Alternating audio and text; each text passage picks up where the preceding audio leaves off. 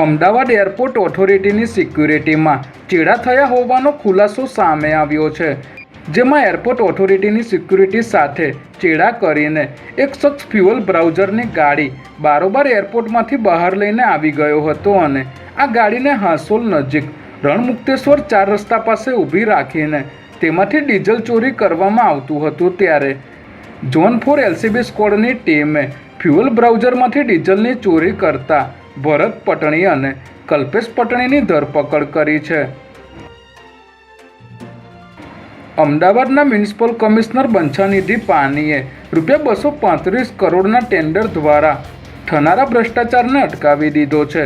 235.70 કરોડના tractor, trolley અને labour સપ્લાયના ટેન્ડરમાં ચોક્કસ એજન્સીને કામગીરી આપી શકાય તે માટે ટેન્ડરમાં ભાડે ગોટાળા કરાયા હોવાની લેખિત ફરિયાદ કોન્ટ્રાક્ટરોએ મ્યુનિસિપલ કમિશનરને કરી હતી, જે પછી કમિશનર ફાઇલ મંજૂર કરતા નહીં હોવાથી રાજકીય દબાણ શરૂ કરવામાં આવ્યું હતું। ત્યારે ટર્મ પૂરી થઈએ પહેલાં કરોડો રૂપિયાના કામ મંજૂર કરાવવાની પેરવી ઉપર કમિશનરે બ્રેક મારી દીધી છે। રાજસ્થાનના નાથબાવાનું અપહરણ કરી ખંડણી માંગનાર એક જ પરિવારના 3 આરોપીઓની અમદાવાદ ક્રાઇમ બ્રાન્ચે ધરપકડ કરી છે।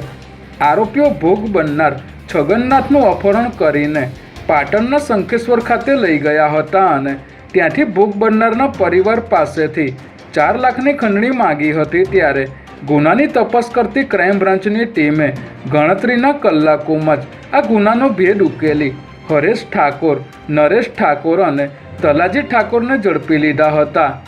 પકડાયેલ આરોપીઓ એક જ પરિવારના અને અમદાવાદના ઠક્કરનગર વિસ્તારમાં રહેતા હોવાનું જાણવા મળી રહ્યું છે।